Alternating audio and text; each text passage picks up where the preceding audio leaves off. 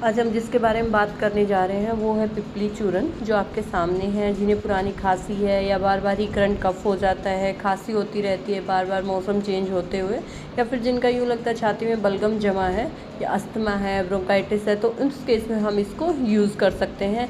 ये डाइजेशन को भी बढ़ाना है और एंटी इन्फ्लेमेटरी का इसका काम है। इसको लेने की विधि क्या है या हाउ टू यूज़, इसको यूज़ कैसे कर सकते हैं। 1 से 2 ग्राम लेना है। तो इसको लेना कितना है कि जो अपनी चम्मच होती है उसका 1/4 टीस्पून लेना है। शहद और मलाई से इसको यूज़ करना है। ये ज़्यादा लेने से भी दिक्कत करता है, अगर ये उष्ण होता है, इसको अगर ज़्यादा लेते हैं तो एसिडिटी, छाती में जलन या फिर पेट में अल्सर कर सकता है।